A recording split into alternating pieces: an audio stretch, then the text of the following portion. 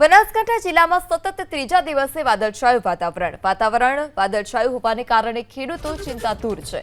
વાવ, થરાદ, લાખણી, દિયોદર પંથકમાં વાદળછાયું વાતાવરણ તો આ તરફ કાંકરેજ, ડીસા, ધાનેરામાં પણ વાદળછાયું વાતાવરણ જોવા મળ્યું।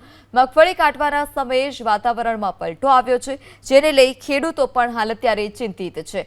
વાવ, થરાદ, લાખણી, દિયોદર સહિતના જે વિસ્તાર છે, ગામડાઓ છે, ત્યાં વાદળછાયું વાતાવરણ છે।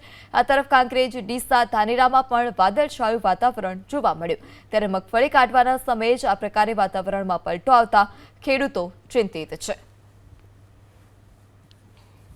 તો હવામાન વિભાગની આગાહી વચ્ચે કચ્છ જિલ્લામાં વહેલી સવારથી ધીમી ધારે વરસાદ શરૂ થયો છે।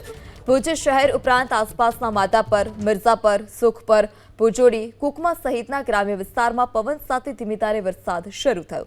આ તરફ કચ્છના માંડવી તાલુકામાં પણ સવારથી વરસાદ શરૂ થયો છે। માંડવી તાલુકાના ગઢસીસા, બેતડા, સલાયા સહિતના ગામમાં વરસાદ વરસી રહ્યો છે। વરસાદ શરૂ થતાં જ વાતાવરણમાં ઠંડક પ્રસરી તો જગતનો તાત ચિંતાતુર બન્યો છે, કારણ કે વરસાદથી હવે પાક નુકસાનીનો અંદાજ છે। હવામાન વિભાગે આજે કચ્છ જિલ્લામાં છૂટાછવાયા સ્થળોએ વરસાદની શક્યતાને લઈ યલો એલર્ટ જાહેર કર્યું છે।